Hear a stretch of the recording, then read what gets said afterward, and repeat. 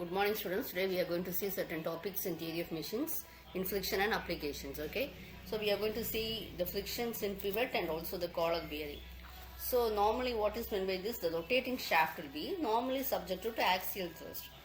So what happens, the bearing surfaces such as pivot and collar bearings will be used to take this axial thrust of the rotating shaft. Okay, so the propeller shaft of ships and the steam turbines, the vertical machines and all, these are some examples. So the axial thrust will have to be taken. The bearing surface is placed at the end of the shaft, which is to take this axial thrust we call it as pivot.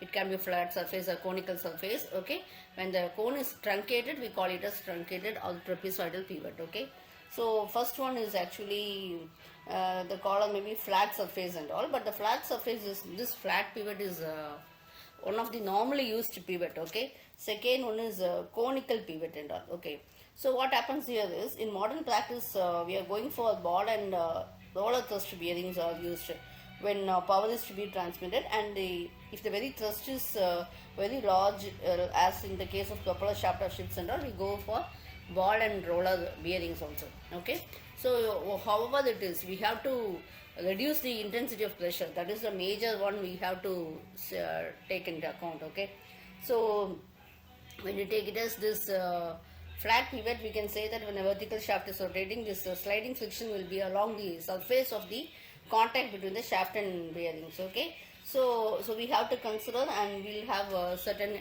solved problems also. So conical pivot, we can see this. Now what happens is, we are assuming certain factors before we are going to learn this. The pressure is uniformly distributed throughout the bearing surface, and the wear is uniform throughout the bearing surface. So these are we are considering and all. Okay, so when the vertical shaft is rotating, as I said, the sliding friction will be along the surface of contact, and W is the load transmitted, and capital R is the radius of the bearing, P is the intensity of the pressures and all. Okay, so we have to consider that why we are going for this, what actually this journal bearings, or otherwise it is your bearings and all. Actually why we are doing this, in order to achieve this, when you take it as we have flat collar bearings also. Okay, so what happens, there may be a single collar or multiple collar bearings and all. So this collar bearings, or normally we call it as a thrust bearings and all. Okay, so this will be used for taking or reducing the kinetic energy thrust and all. So whenever your thrust is reduced only, we can expect a low bears. If your thrust is very high, what happens here, when we are not supporting our machine documents and all, so it will be subjected to the high pressures, and due to this high pressures of this, what happens is there may be some problems like wear may be occur. Okay, so we have to take care of this, and we have conical, so which is advantages. Okay, that we have to see. So we have to take of this, which is advantages and all. So why we call it as this flat, we know very well.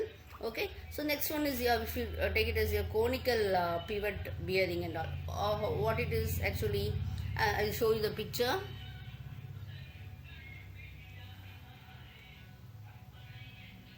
Conical pivot bearing, actually you can see that a mechanical component with a tapered or cone surface, which is used for supporting the axial load. Okay, the features, a cone or the truncated shape, etc. This will be, the strength is that the conical shape will provide added strength, and it will be helping to prevent the breakage.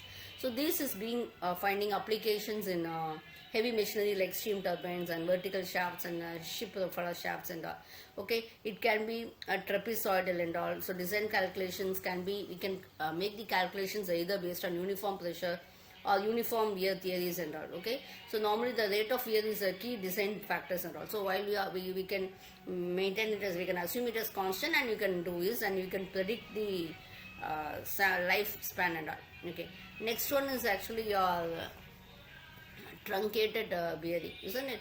So you can see the shapes and all, right, how it is truncated conical. This is actually a truncated conical model, is also one model of this only. Okay, in a conical pivot only.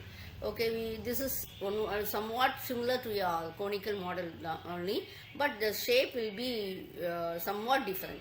Okay, that we have to see. So these are the types of pivot bearings, and thank you.